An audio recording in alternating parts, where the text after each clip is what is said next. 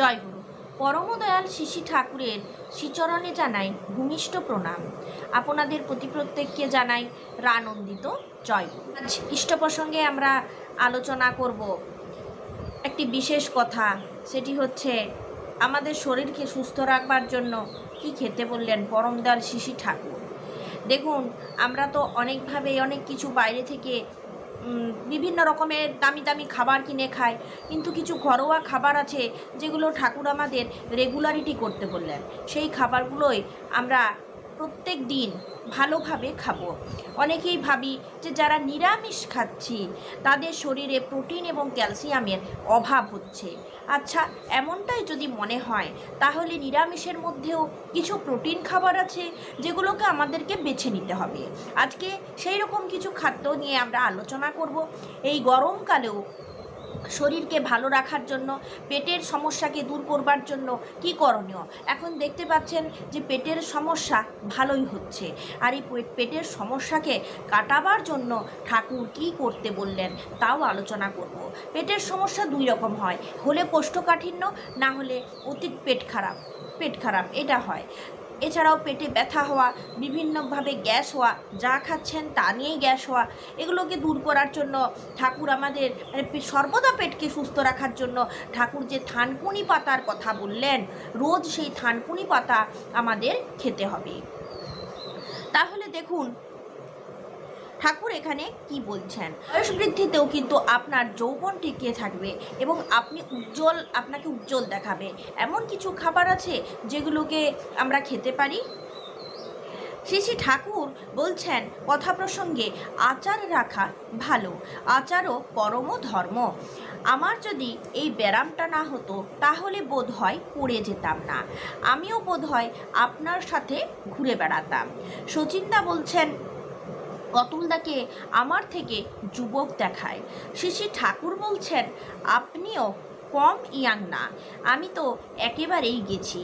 এখানে বনমালী ঘোষের কাছে ভালো ঘি পাওয়া যায়, সেটা খেতে পারি। শ্রী ঠাকুর বলছেন হ্যাঁ, দইয়ের থেকে যে মাখন তোলে তা জ্বালায়ে যে ঘি হয় সেটা ভালো।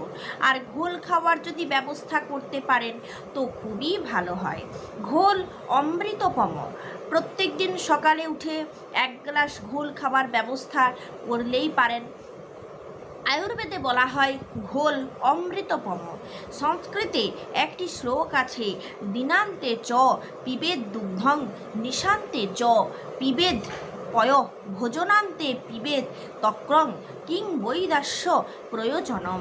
শ্রী ঠাকুর শ্লোকটি শুনে আনন্দ প্রকাশ করলেন, বললেন তাই নাকি। তারপর সামনে উপবিষ্ট বিজয় রায় তাকে নিয়মিত ঘোল খেতে আদেশ করলেন।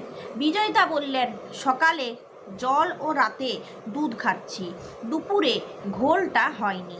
শ্রী ঠাকুর বলছেন করিস নেকে, করলেই হয়, তাতে ওই বনমালীও পরিপোষিত হয়, আমাদেরও কাজ হয়। তাহলে ঠাকুর কিভাবে ঘোল খেতে হবে সেটাও কিন্তু আমাদের বলে দিলেন। বললেন ঘোলটা ওঠে সেটাই কিন্তু আমাদেরকে খেতে হবে। ঘোল মানে একেবারে পচা গন্ধ হবে, কয়েকদিনের স্বর জমানো, ব্যাকটেরিয়ায় সম্পন্ন, সেটা খেয়ে কিন্তু এর বিপরীত হবে। এটা খেলে আপনার শরীর আরও খারাপ হবে। পেটের সমস্যা ভালো হওয়ার জায়গায় পেটের সমস্যা আরও খারাপের দিকে যাবে। তার জন্য ঠাকুর যেভাবে বললেন সেভাবেই আমাদের খেতে হবে।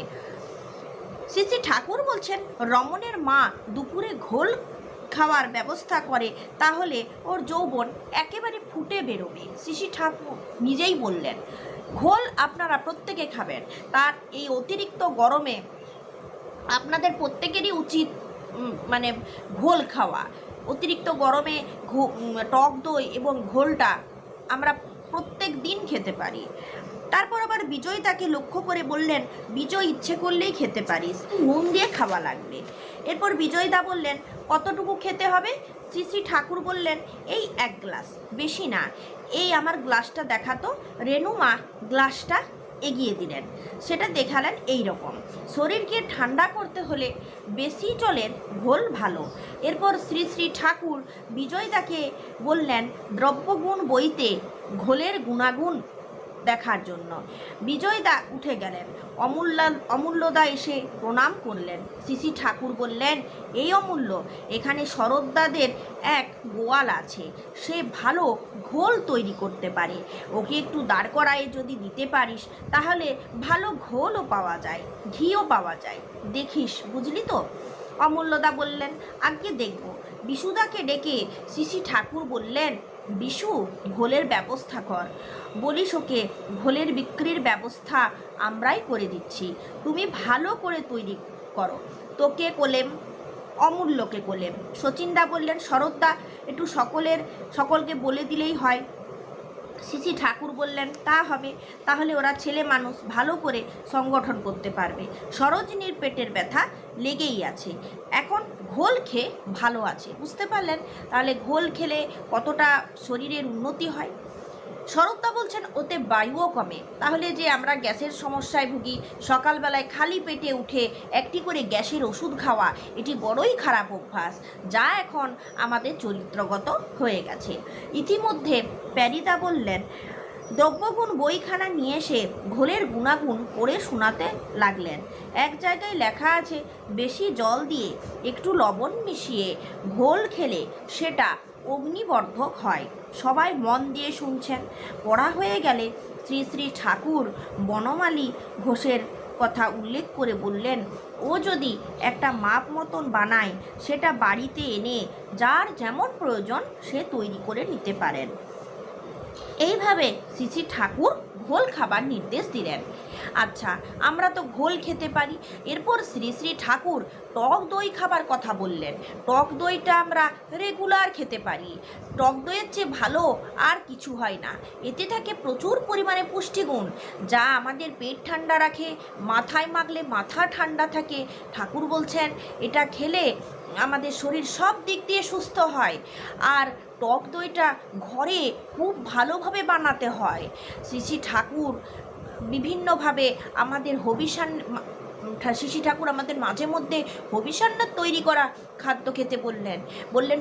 অল্প পয়সায় পাওয়া যায় ভালো মানের খাবার, অতিরিক্ত পুষ্টি আছে এমন কি খাবার, সেটি হচ্ছে এই হবিষান্নের খাবার।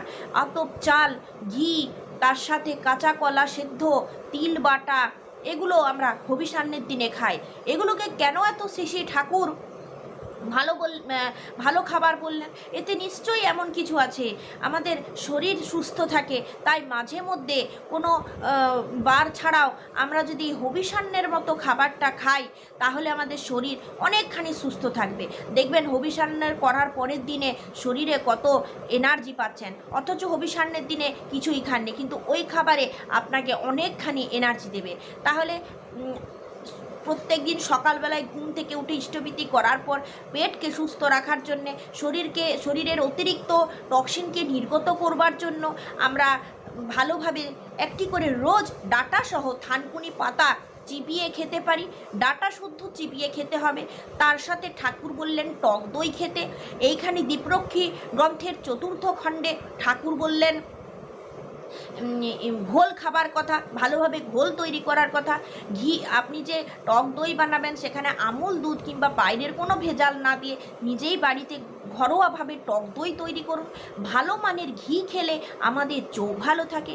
ঠাকুরকে একজন বলছেন মাছ খেলে চোখ ভালো থাকে। ঠাকুর বলছেন একেবারেই না, ঘি, ভালো মানের ঘরোয়া যদি ঘি পাওয়া যায় তাহলে সেই ঘি খেলে আপনাদের চোখ ভালো থাকবে।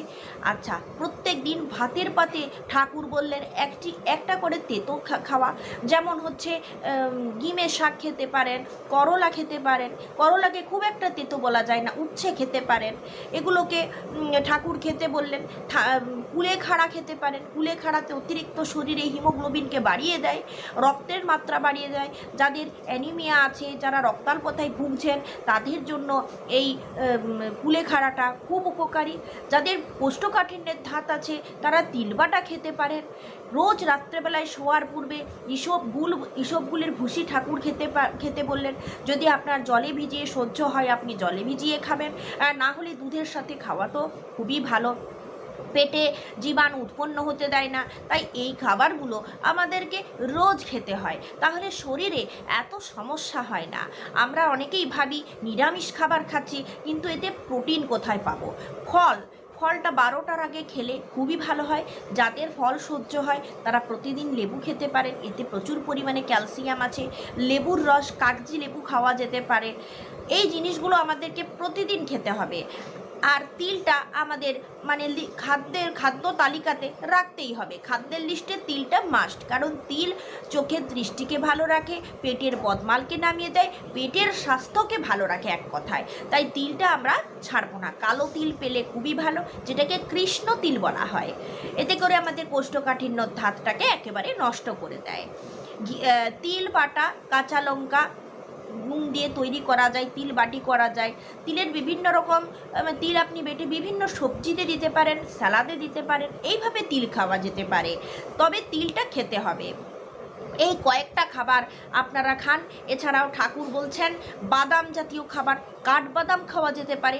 আমরা অনেকেই ভাবি যে মাছ মাংসে খুব প্রোটিন আছে, কিন্তু এটা যদি আমাদের ছেড়ে দিতে হয় তাহলে আমরা কি খাবো? তার থেকে বরং ঠাকুর যে কথাগুলো বললেন, ঘি, মাখন, কাঠবাদাম, এগুলোতে প্রচুর পরিমাণে ফ্যাট আছে, প্রোটিন আছে। এই খাবারগুলো ওপর গবেষণা করে দেখা হয়েছে এই খাবারগুলো খেলে আমাদের শরীরে কোনো রকমভাবে ক্ষতিকর প্রভাব পড়বে না, বরং প্রোটিনের চাহিদাকে পূরণ করবে। এছাড়া যদি আমরা নিরামিষ খাচ্ছি বলে বারবার ভেবে অতিরিক্ত প্রোটিন খাই, অতিরিক্ত ফ্যাটযুক্ত খাবার খাই, তাহলে আমাদের শরীরে কোলেস্টেরলের পরিমাণ হাই হয়ে যাবে, অতিরিক্ত মেদ জমে যাবে এবং অতিরিক্ত তেল মশলা খাওয়া চলবে না। এই ব্যাপারগুলোকে ভেবেচিন্তে আমাদেরকে নিরামিষ খাদ্যটাকে সহজপাচ্য করে গ্রহণ করতে হবে। বোঝা গেল এতক্ষণ ধরে আমরা যে প্রোটিন যুক্ত খাবারকে নিয়ে আলোচনা করছি, প্রোটিন হলো কিভাবে খেতে হবে, কেমনভাবে খেতে হবে, এই নিয়েই আজকের আমাদের আলোচনা ছিল। কিছু খাদ্যের তালিকাতে আপনাদের বেশ কিছু খাদ্যের নাম আছে যেগুলোতে ঠাকুর খাওয়ার সম্মতি জানিয়েছেন, সেগুলো আপনাদেরকে আমি বুঝিয়ে বললাম। এগুলো আপনারা কিন্তু খেতে পারেন। এইভাবেই আপনারা শরীরকে সুস্থ রাখুন, যত্ন করুন, যাতে করে বারবার শরীর খারাপ না হয়। ভালোভাবে খাবার খেয়ে পেটটাও ঠান্ডা রাখুন এবং শরীরে যাতে হজম হয়, পেটে যাতে হজম করতে পারেন সেই রকম সহজপাচ্য খাবার খান। জয়।